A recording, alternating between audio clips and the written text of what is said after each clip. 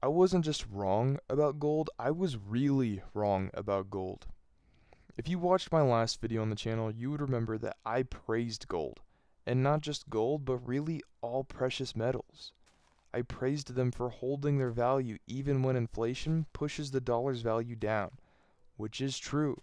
Gold and all precious metals are a great way at preserving wealth, but that's exactly why you shouldn't invest in them if you're young. I'm 16.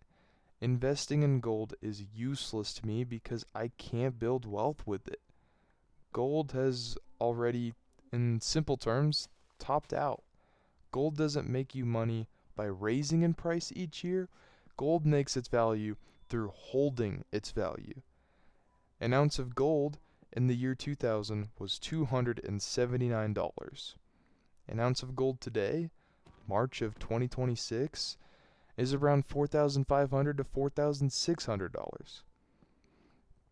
Now I know this sounds appealing, but you have to take in the fact that the US dollar in 2000 was worth about $1.89 today.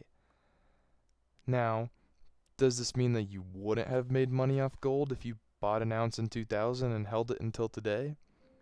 Well, no. You definitely would have made a few bucks even after adding in the expense of an 88.88% inflation of the US dollar. But my point is that gold isn't a good way to help younger people build wealth in a timely manner. After all, for $1 in March of 2010, you could have purchased around 300 to 330 bitcoins, depending on the exact time and day. Well, that $1 investment then would have made you around 21.2 to 22.3 million dollars off of $1. Off of $1, you could have been a millionaire 22 times over.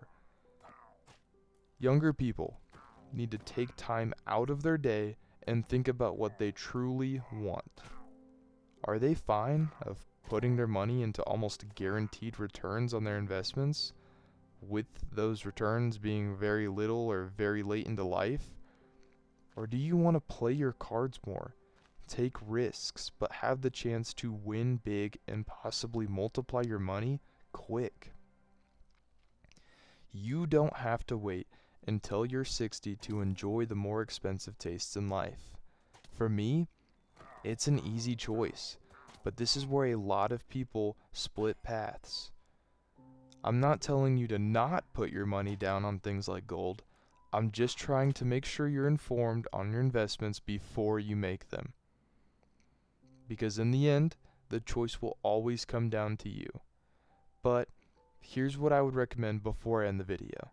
Split up your investments into 90% and 10% pieces. Put that 90% into the S&P 500, Roth IRA, your employer's 401k, and for the sake of the video, precious metals.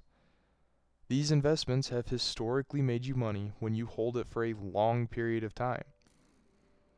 But go ahead and put that 10% piece into investments that aren't praised by the media, ones that are still small, so if or when they strike large, you struck larger.